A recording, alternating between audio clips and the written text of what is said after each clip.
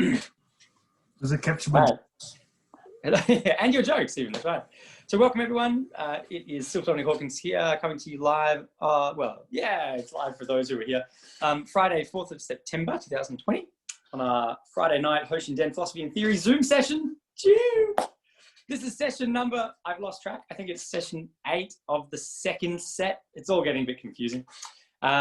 I hope that you're well, and we're going to get started. So if you're watching this in the future on YouTube or on the Facebook page, we're going to be continuing the trend of discussion. So last week I was talking about opposing phases of qualities in study. I was talking about earth and wind, and the previous week I was talking about water and fire.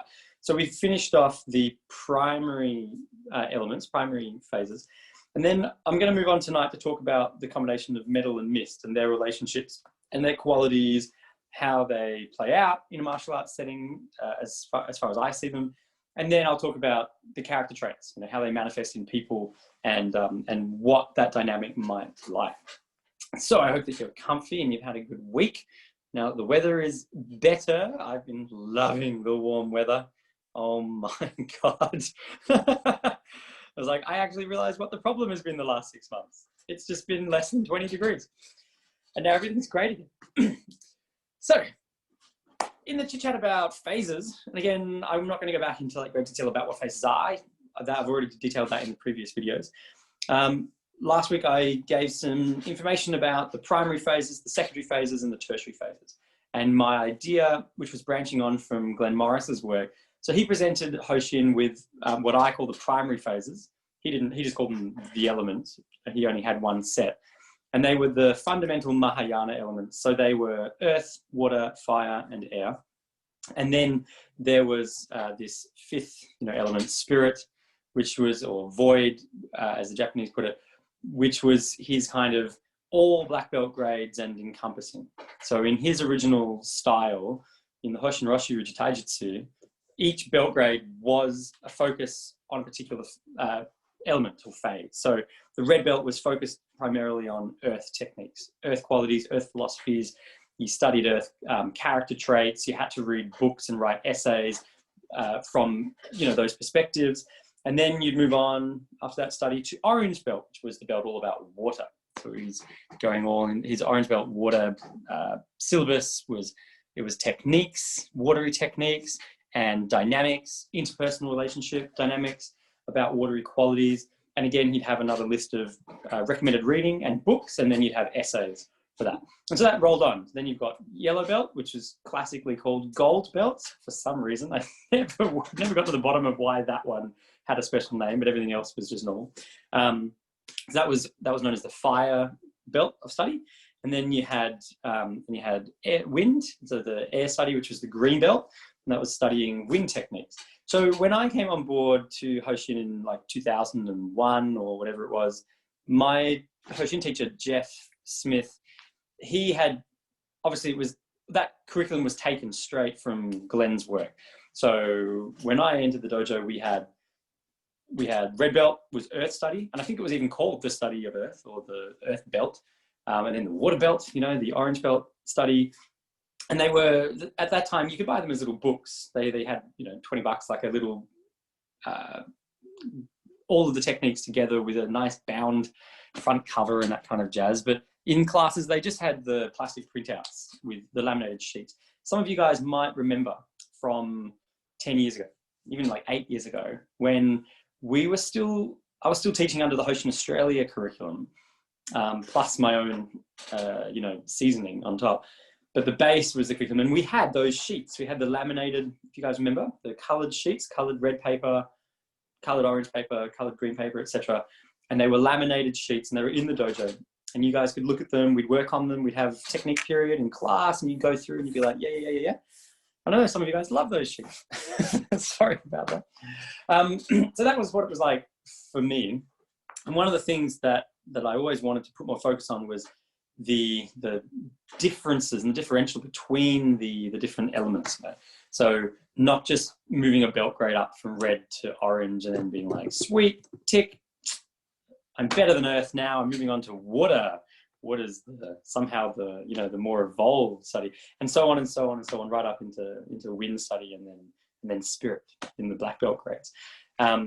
So with that, I kind of took that and spread it out much further, because my study with Jeff, he used to do a lot of work with me when we'd have pretty much any time that I'd be lucky enough to be in a class alone. So sometimes there'd be classes run, but they'd be run on a public holiday, and it would be a Sunday and it would be raining, things like that, or a Friday night, but it would be absolutely torrential, pouring rain, and I was the only one who'd turn up to class. So lucky me, I used to get a lot of this one-on-one time with Jeff, and he'd always take me through meditation and then sparring. So we do a lot of, Stephen's got the printed sheets. You can't see that at home in Zoom. It's good to see there still around. So Jeff used to do we'd do some breath work, and he'd run a guided meditation, and it would be like, okay, let's evoke the sense of feeling of earth techniques and earth study. And he kept clarifying to me, I have good memories about that, that these weren't just to be taken as like, yeah, I've done that, I've ticked it off, and now I'm finished with earth, and it's, it's beneath me. You can thumbs up the pun. He wouldn't say, okay, we've done that, we're just going to work on the super advanced special technique. He'd be like, no, I want you to go back to this technique in the red belt syllabus. So it might be some kind of like an omotegyaku or something simple, even like trying to think of like classic Hoshin red belt technique 101. Single leg sweep. There you go. You can't get more fundamental than that. And he guided me through meditation about the elemental feeling. So whatever it was, it's like running river on a mountain and floating through the river, and the sense of flow and the experience of the watery quality. And then we'd kit up, some boxing gloves and mouth guard, and we'd have a little sparring session. And he'd absolutely kick my ass, but he'd be constantly wanting me to respond in a really specific quality. He'd be like, no, like the water. And if I got a little bit too far off, or if I started to freak out, he'd stop, we'd go back to another guided meditation. He'd reintroduce this idea and the visualizations of the water quality. And then we'd get back onto the sparring, and we keep doing that. And then he'd change. We might do that for 10 minutes, and he'd be like, all right, now we're going to do fire sparring, and he'd be just moving himself around in different qualities as well. Sometimes he'd be really aggressive. Sometimes he'd be super passive. Sometimes he'd just be really annoying, just tediously annoying.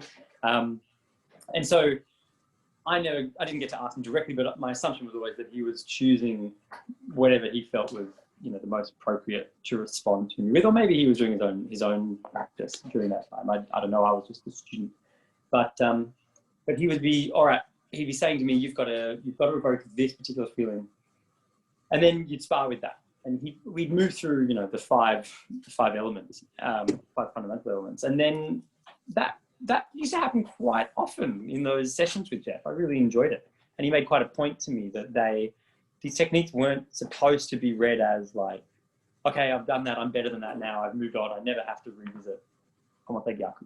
I'm tick that off. Somehow now I'm just a master of wide hip throw, or bear strangle 2. A good in joke there. And so he would be constantly kind of rehashing these techniques. Didn't help me with bear strangle 2, but so when I was developing further with Rain Spirit Dojo, I really wanted to be like, how am I going to make that super obvious? Because that was really important to me, that the techniques weren't just seen as things to tick off because you were better than them. They were shown to be just, fundamental building blocks, and that the smallest stone in the cornerstone, the foundation was not, less important than the highest tile at the top of the roof. And so it was from that setting where we initially had those sheets at Rain Spirit Dojo, and I was working to that curriculum, but constantly coming back to the Hoshin kata, and in my language, attempting to present them as not as like, hey, we've got to get this done to get through red belt. We have to tick off. We've just got to get through earth kata, and then we're done, and then we can move on to the more exciting thing. my attempt was not to frame it in that way or use that language, but just to set it up as like, okay, now we're doing earth stuff, and then we do that for a little while, we do that kata. Okay, now we're doing water kata, rather than make them competitively against each other for better and worse. So when the times came to rewriting curriculum for Reigning Spirit Dojo, I knew that I wanted to set it up in a different way, or at least present it in a way that I felt more clearly articulated that my idea that they were all next to each other. You know, it wasn't a hierarchy. It was a very long row, and that they each have pros and cons, and those pros and cons can be found in relationship to each other. So we're trying to create a bit of a map system. And how that worked out, the way that started, some of you remember if you were there in the earlier days, we started off with just a water kata and some rolling and some street fighting. And that was about it. And then slowly built out techniques in the water syllabus, and then fire kata. And so I started to do this oscillation process, started with water, and after I got pretty good solid grounding in what I wanted to do for water, then I moved on to fire, and fire was easy because I was referencing it against water. And so it was just moving in opposition in terms of quality. And then, that kind of set the stage for those two. And then earth starts and wind became the opposition, and then slowly filled in the gaps. And for a while, then there were 8 phases, and then I annoyed you all and was like, no, 12. And then I promised that I wasn't going to do anything more. Because it was all part of my division of octaves using the Fibonacci and the golden ratio. So what that left us with was this 12-spoke wheel where you've got oppositions. And I've talked the last 2 weeks about the oppositions of earth and wind, and the oppositions of fire and water. And so we're going to talk about the oppositions of metal and mist. So each of these qualities are just kind of like descriptors, manifestations that are possible. And when there's certain qualities that are manifest, then there are certain logical outcomes, because the three-dimensional world has to line up to the structure. So, for example, there's certain rules about how water moves in certain states and conditions. And so you can pretty much say without a doubt, following certain patterns, if you've got a certain temperature, you've got a certain environmental condition, this is how water will behave. This is how water will always behave under these conditions, and it never changes. And so the way it behaves are a function of its quality, because it can't behave in a flowy, moving-like manner if it has immense solid structure and density. Those things would be opposing. So the very fact that it flows around objects, or it travels, from high points to low points, and that it finds its way through holes through the path of least resistance. Those are kind of natural byproducts of the manifested quality of water itself. If water wanted to have those manifestations, but it also wanted like this immense solid structure to be able to hold its ground and not be pushed around, well, then it would have to give up some of its flowing attributes. It wouldn't be able to divide itself smaller and smaller, at will, to fit through a crack or a hole. It would have to just be stuck in a block. So the idea was that once you've kind of got these qualities, the way that they play out in reality is somewhat fixed as a pattern. And then the question is about the interactions of those patterns. And obviously how they blur. No one just, things aren't only one way, and people are made up of all of the potential. So if we take metal, if we start with metal, metal and mist have an extra bit of fun because they sit on the north and south of my little 12-spoke wheel, and they directly sit on the boundary between what I coin contracting and expanding sections. So you've got the qualities and the phases that are contracting by nature. They're drawing to themselves, they're solid, they tend to be striking based, they'd be like grappling based, they would consume and kind of centralize very gravitationally.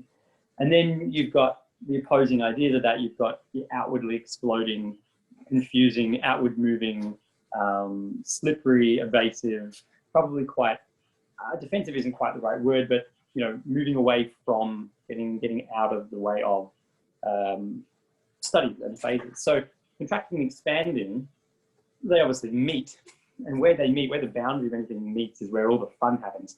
So metal and mist sit right on those boundaries. They have features that are both expansive and contractive. So metal is seen to be kind of a progression from contraction towards expansion. And it could go either way, but just talk about it in that sense. It's taking the structure of Earth, the really solid, centralized structure of Earth, and it's making it slightly more fiery. So you're saying, how do you take structure and make it more aggressive, make it more dangerous or forward moving, or have a greater fallout and effect? And so it uses its structure to penetrate aggressively, to forward move. And so you get this metallic idea, the sword, the knife, this kind of sharp point penetrativeness, how the metal axe, lays into, splits the wood down the grain, that idea. So metal as a quality is all about, not necessarily, I don't just mean always attacking forward, but it's very direct. You could, for example, you could be really, really determined to escape from a situation, or a building or a room or whatever. And that determination I would class as very metallic. Doesn't mean that you're rushing head forward into danger. It's more about driving determination. So driving towards success and piercing the restrictions, piercing through the resistances of that in whatever way that requires. So metal tends to be quite quick. It moves like wind along the north-south line. So whereas wind's interested in this kind of contraction and expansion and playing with timing, but it never actually tries to just punch its way through an individual. Metal's goal is beyond the immediate. So if there's someone standing in front, metal's goal is through the front of them, through their spine, out the back of them, and then onwards to whatever's behind them. Or if metal's goal is to escape and there's someone standing in front, it's like out the building, out the door, across the grass, over the highway, into the next country. As extreme as you could get towards whatever end goal it wants. In this dedicated, directed decisiveness. It probably lacks tact, and it definitely lacks compassion. It would lack terrible amount of strategy, but that's not really its goal. It's like, what's the fastest path between A and B? So that, when it manifests in martial arts setting, we look at how the technique kind of ducks down from an attack, or heads straight in, or it just slightly shears off to the side and drives forward, or it drops down. I'm thinking of a few different variations on the thing. It might drop below the punch, but attack straight to the center. So its goals tend to be striking, grappling. Maybe it evades the punch, but it doesn't evade it by blocking. It would evade it by shearing, and that block-shear relationship. Or maybe it even kind of just scoots and scathes, and that punch shears past the side of the ear, and the metal stays right almost on the line of attack, but not quite. And then drives forward quite harsh, quite quickly. There's no opportunity to have a chit chat and negotiate terms. It's not really interested in diplomacy. It knows what the goal is, and it's going to get it. There's no question about it. The issue it will come up against, the resistance to that, will be the solid earthy structure and the nature of its opposition, or the slippery confusion. If it's really clear about its goal, but someone else is able to keep slipperingly changed, I'm just making up words, slipperily changing the goal, then it makes it very hard to know. It makes it very hard to know what the direction is that you're heading in with great passion, and therefore it's hard to really, evoke and draw up great passion towards a goal that's constantly changing. So it can be quite defeating of the metal idea, which is exactly, takes us to Mist. So it's exactly what Mist's attempt is to do. Mist lacks any inherent structure. It's not even, and it's called Mist on purpose. It's kind of this like heavy-ish, soft moving, distracting confusion that makes it hard to see, makes it hard to have great clarity about what's 100 meters in front, yeah? Whereas on a clear blue sky day, you know, metal wants to see the goal, it wants to see the post where it's heading and the winning line and the little checker flag, and it can head there with great, you know, volition. But Mist's quality is to make it really difficult to know where the goal is. And by doing so, it disrupts the ability for metal to just drive head on towards its outcome. So when Mist, well, if we talk about Mist before I talk about them together, some of the keywords for Mist would be things like confusing, distracting, wispy, that's a nice one, wistful, wispy. We could say things like a bit disorienting and painful in the sense that it's like annoying, tedious, frustrating, maybe. It's a little bit more than wind. Wind could be like a hell of an adventure and disorienting, but Mist is just freaking annoying, you know, frustrating. It's really going to wear you down by constantly removing your ability to know where it is that you're heading. And so the card kind of plays that out, or, you know, attempts to, in its relationship. If metal's all about lines, heading straight from A to B, Mist is about A to the number 12 in a roundabout squirrely pattern where arriving at B was never even a goal or an option. And you might have had A, and then that's all you have, and everything else is kind of up for grabs. So when Mist finishes, it's not even necessarily sure where it is. You know, it's not particularly attached to an outcome. It's not overly determined in its goal orientation. It even in terms of defending itself, it probably isn't really decisive about what it wants or how the circumstance is going to end. Whereas at least metal knows that the end of the quality is when I'm, you know, when the dagger's through the opponent, or and then I'm out the other side, and that's the end of that. Or when I'm through the door and in my car and driving at 100 kilometers an hour away from the issue, then metal's kind of achieved its goal. Mist wouldn't have a clue when the goal's even been achieved because it doesn't have a goal in sight. And that sounds like a negative, but that's one of its quality functions, is that it can negate goals by constantly moving the goalpost around and changing in whatever it's relating to, you know, the attacker, for example. And so you see that. If we talk about the two of them together, metal moves in straight lines and Mist moves in these spirals and circles. It's that classic old, you know, boy meets girl, girl is a line, boy is a spiral from 3,000 years ago. Don't look that up.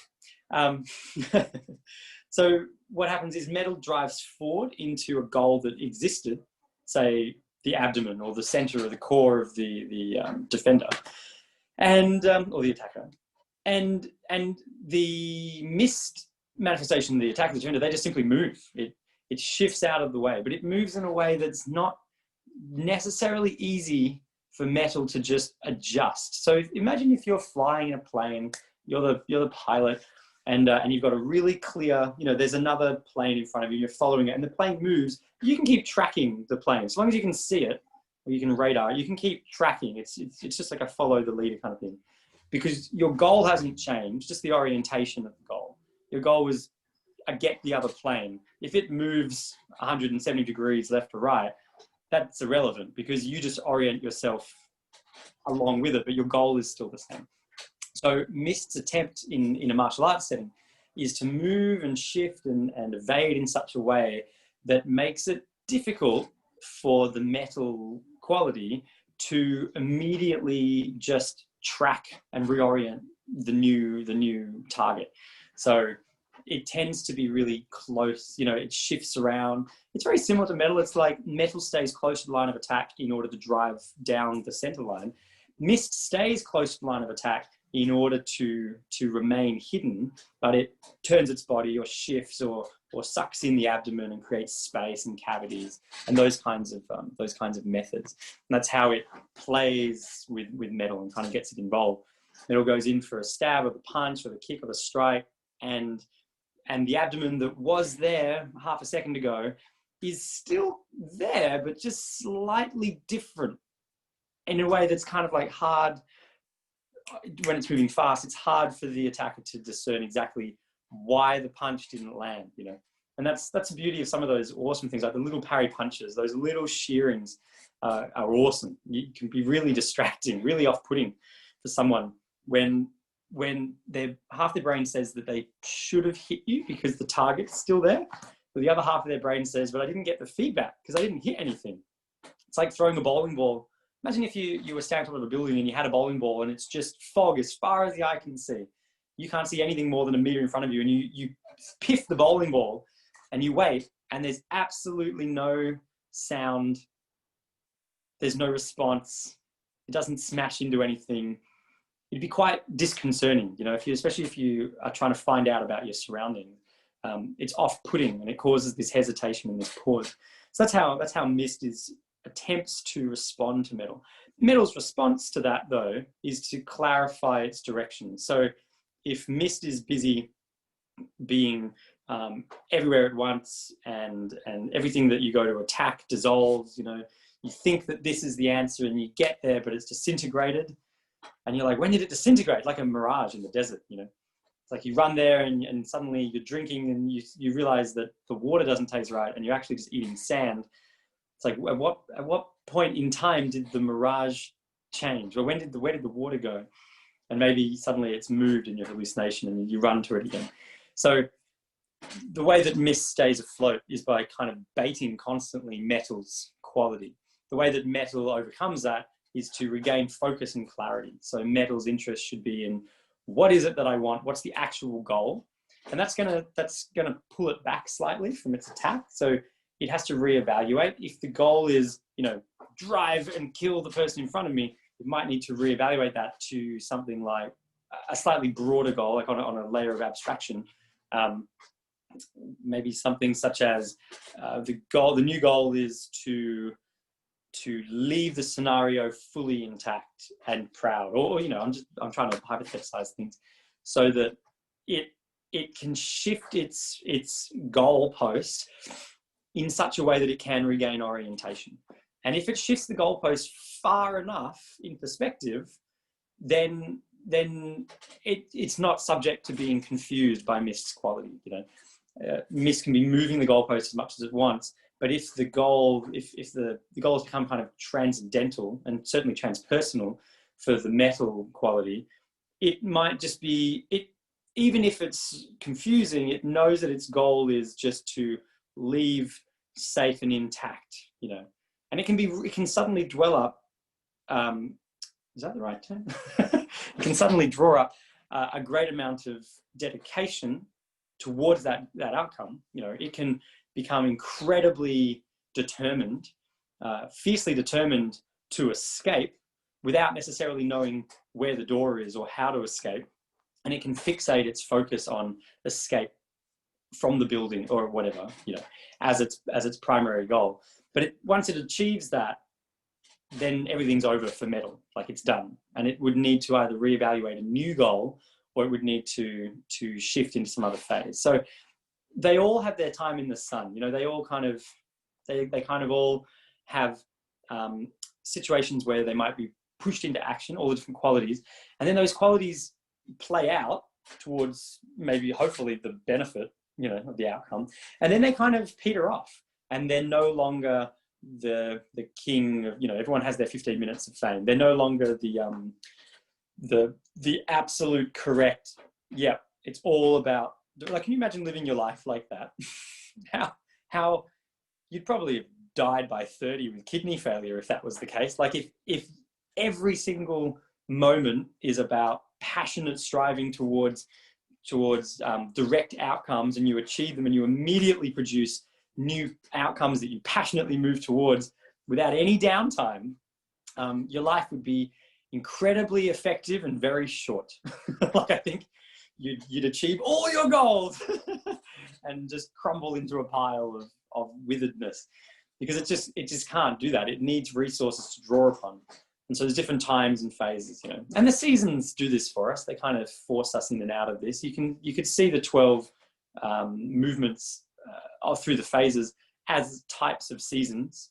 I'm not saying that you could just overlap it from our kind of Anglo-Christian, Anglo-Judea seasonal calendar, but I'm saying that you could look at them as times for this and times for that. You know, there is a need for winter, as much as I hate it, and there is a need for spring, and there's a need for summer, and a need for autumn, and they actually all interact. You couldn't just remove one and still maintain the others with all the qualities. It wouldn't work, you know.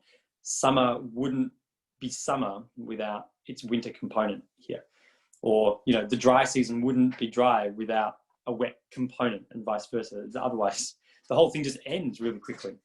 So the way that metal and mist could bounce back and forward together, you know, in a mutually beneficial way, certainly as qualities, is that metal could be the quality that's used to succeed at something, to obtain things, to clarify, and to move towards. Yeah, like if you really want something, misty qualities of deception and ever-changing distraction and lack of groundedness, it's probably the worst quality character trait that you could embody in yourself while you're trying to obtain gold. You'd just be lying to yourself. You know, if you kept telling yourself that you really wanted to be, I don't know, I'm going to make this up. Yeah, I really, really want to be a famous painter. That's my life goal, and I'm going to put everything to it. But I'm, you know, constantly wishy-washy, like, nah, well, you know, I mean, I would call people, but I can't really be bothered. And actually, I'm just kind of working at a golf course at the moment, and that's good because I don't really have to have anything. And so then I'm living in a car, and then I'm living out of my car, and then I'm back in a house. But I decided I don't like money anymore, so I'm back in a tent. Like that's great, but you're not going to achieve. That's never going to happen. Only by the grace of God, of pure fluke, would that come about. You know, that suddenly you become the world famous painter. You know. It would require your movement towards that. But where metal falls short and where mist could really come into play to be of benefit is that when you achieve your goals, and you have to have a realistic end point, otherwise you never realize that you've achieved them, and you kind of, the anxiety, you know, the adrenaline just continues forever till it wipes you out.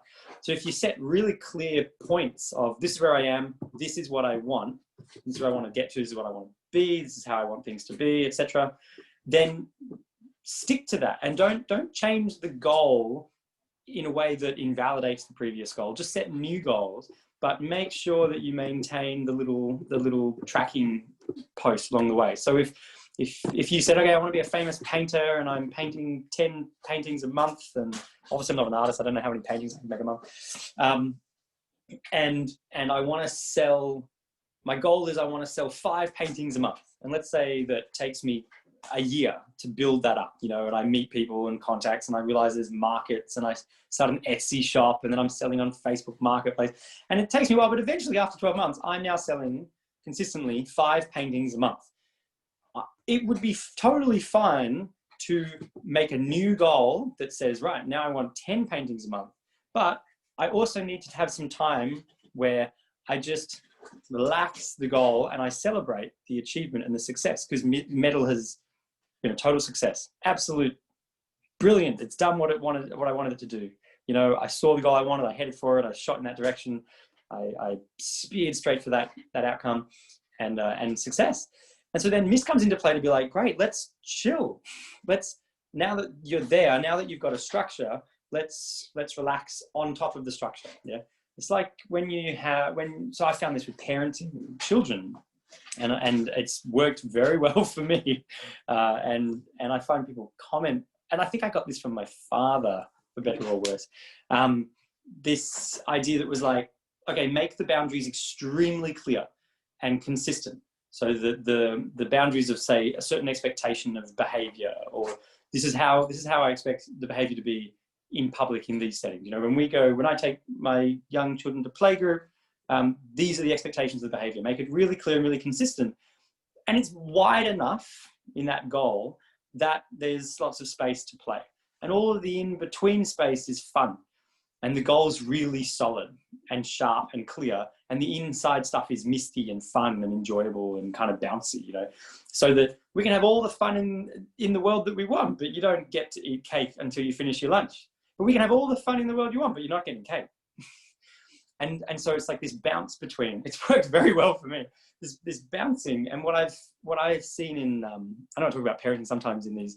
What I've seen in some of the younger parents that because I'm only in my mid-30s, so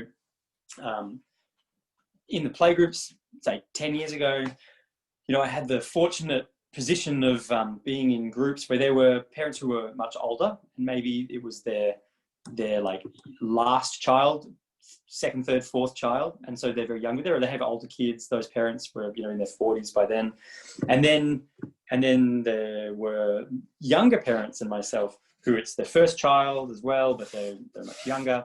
Although 10 years ago, I was probably one of the young parents. And what I've found is now the groups, there's a lot of those people still exist, and I'm one of the parents who now is my youngest child there, you know, my eldest are in school. And I find that the young parents come in who's like their first child, who either they hadn't, no one showed them that as a method, or they weren't raised in that way, or that's just not an idea or a philosophy of parenting that they were exposed to. They get really flustered, you know, their children, they're kind of constantly moving between extreme discipline and complete lack of any structure. And it seems to just wipe them out, you know, like they don't seem to have fun with the ones that I've seen. They aren't having fun with their children when it's time to have fun, because they're nitpicking about all the tiny things. So it's like they're either nitpicking about everything and there's no end to that, you know, or there's no structure and everything's a fight, because they have to use diplomacy to dialogue with their 3-year-old about the cake and the lunch. And it just doesn't seem to work for them. They seem to be constantly flipping between these extremes, but not really realizing that it's possible to kind of use both. They could have very clear goals, very clear outcomes, clear tactics about how to move towards those strategies. And then they could really set times where they chill the hell out and have fun and play with the kids. Because if it's just time playing on the ground with the blocks, great, that's fun. Why would you sit down and nitpick about the blocks if the boundaries are clear, if the metal quality is being played out already over here about the cake and the lunch, or whatever it is, I don't know, a certain way of dressing or a certain way of speaking to other people, whatever form that would take. It kind of, the two of them work together. And so, you know, I found that really fascinating in my life to watch and to look at. And I found it kind of provides this ease. And so my goal with that in my own working life has been set really clear goals. And I, you know, to be fair, those close to me would not say that I'm very good at this, but I can pretend I can have goals to get better at this. That I really clarify the outcomes I'm after in a short period of time. Okay, this is my monthly goal, my 3-month, my 6-month, my 12-month goals.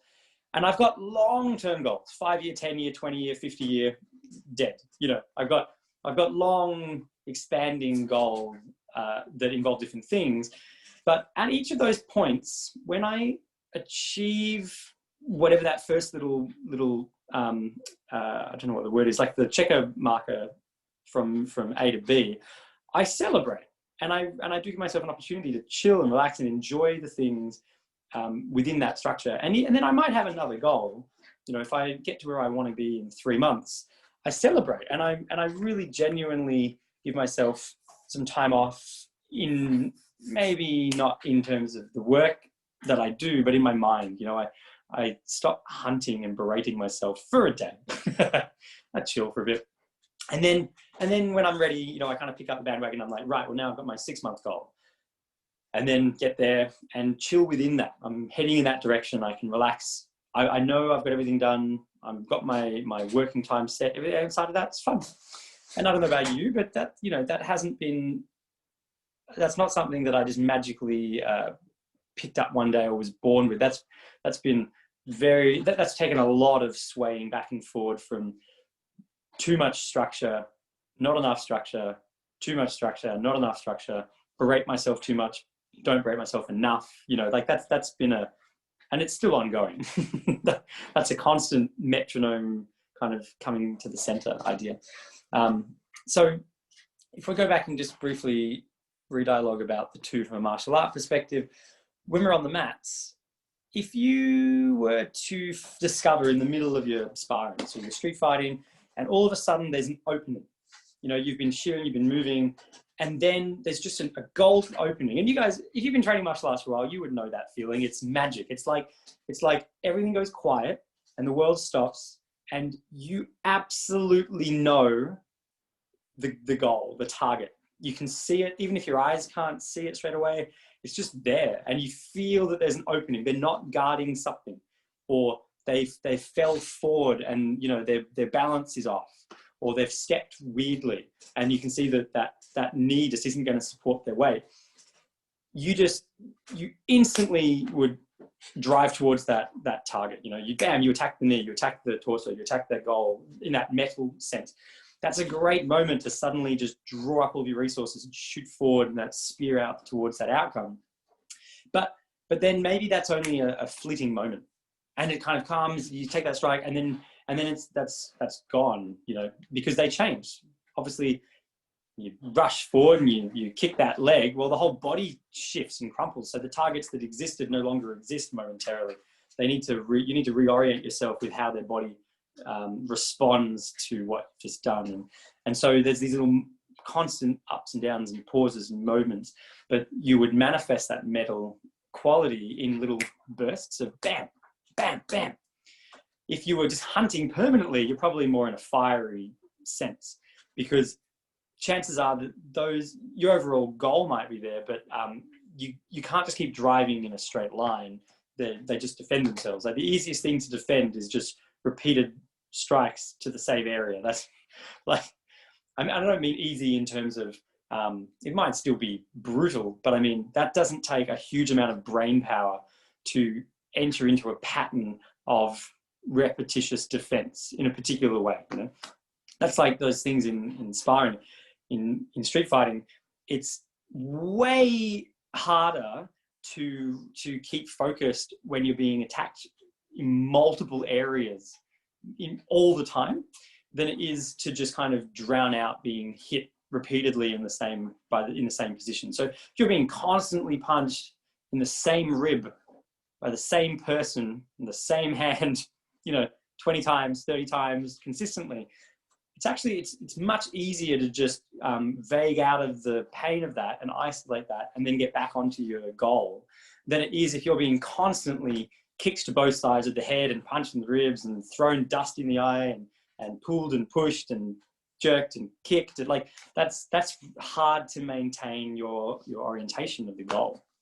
So and we're back talking about mist. If you're in that setting and you're applying this, if you found that the other person was extremely dedicated, you know, they were just super determined to just tear out the center of you and eat it, then chances are that you're going to want to keep them constantly moving as you assert your angle, you know, unless you're really confident and phenomenally skilled, you wouldn't just shoot back forward. You wouldn't just be two trains on a train track, both doing 200 kilometers an hour, heading head on into a conflict. You know, you need some strategy, because otherwise the only winner is the one who's stronger or faster. And that's great if you're the guy who's stronger or faster, but since generally you're probably not going to be attacked by a weaker, less confident, less skilled force. And even if the individual is, they'll bring friends to try to even up the goal. Or if they and their friends aren't, they'll bring weapons to try to, you know, bolster that bottom line. there's a really high chance that you're just not going to be stronger and faster and better than everyone that you're going to come up against. So you need to be able to adjust your strategy and say, and this is something, you know, Craig Guest and I, we talked about this quite a lot, the difference between winning and not losing. Sometimes it's nice to win, but sometimes the option is not losing, where you kind of work out that I'm actually not stronger and faster and more skilled than this individual. So what I can do right now while I buy myself some time and reevaluate is I can be making it really difficult for them to maintain their dedicated focus. One of the ways that we play this out in a verbal level with the kids students, I really like, and those of you who are in the chat who've worked with me, who've been children's teachers, or if you've worked in martial arts in general, especially jiu-jitsu styles, there's an activity that we do which is called I Love This Shirt. It's an activity of teaching kids, teaching anyone really, how to respond to bullying tactics. And so if you consider that bullying straight up, you know, head-on bullying, head bully, and there's three, you know, snotty-nosed thugs behind them, picking on you for your lunch money, telling you how stupid you are, you and your parents suck, and you're no hoper, and you smell like cheese, you know, then whatever. I'm just making this up. I can't see if any of you are crying right now. That's a really like forward driving, penetrate right through the center. Very different to the type of bullying that's really underhanded, you know, pretend to like you, pretend to be your friend in the workplace, smile, say, I'd love to catch up, and then go and bitch about you behind your back. Those are completely different tactics because they're manifestations of different qualities. So you respond to them differently. But the very metallic, striking, forward-moving kind of bullying, we teach the kids this activity where their goal is to engage in dialogue and constantly ask clarifying questions in the dialogue to cause the aggressor to be kind of constantly losing momentum and sight of the actual goal. You know, so we have lots of fun, little 5 and 6 year olds, and they're wearing something. So we say, okay, we're going to make fun of your shirt. And we go, your shirt's so stupid. You know, I can't believe you're wearing this shirt. And they interject straight away and they say, wait, do you mean this shirt? And you say, yeah, you go, the black shirt. This white shirt or the black shirt? And you go, no, the black shirt. And they go, you the shirt with the collar? And you're like, yeah, the shirt with the collar. Waiting, you know, I'm ready to kind of continue my barrage of telling them how stupid they are and how stupid their shirt is. And they go, oh, this little shirt's so awesome. You know, I got this shirt from my mum, bought this shirt. She met your mum out of the shop, and kind of get this narrative starting in their brain. And then things like, where do you get your shirts from? Your shirts are so cool. I love your shirts. You've got these really cool logos. Do you reckon, can I give you like $10 next time you go and get a shirt? Could you get one for me? And it's this idea that that's not, it's not, you're not going to magically overwhelm this individual with their, you know, 5-part thug team behind them and win.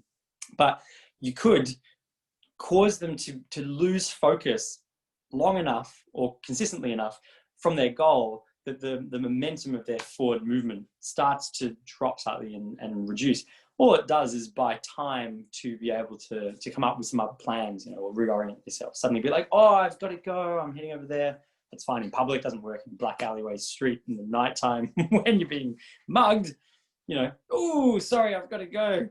Can we keep the mugging for tomorrow night? Because someone's calling me. I'll be right back. You know, let me know how that goes. I don't think that would work. But actually, that's in that exact same. I've only got a few minutes left. I know I'm just talking fast. Do you guys remember? I've said this a few times. Some of the awesome things I've read over the years and heard from people who've saved themselves in these circumstances.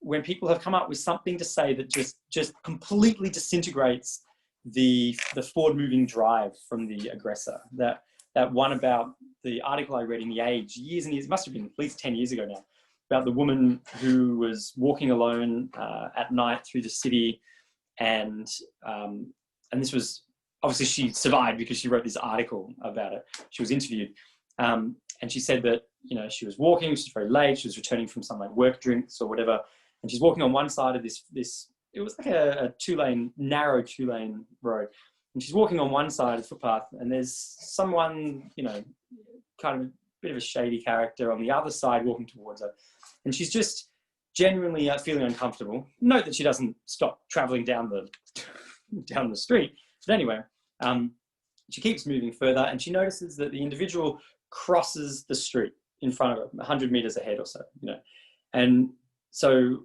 I don't know if she trained or studied in anything, but she decided that was a warning sign, good warning sign.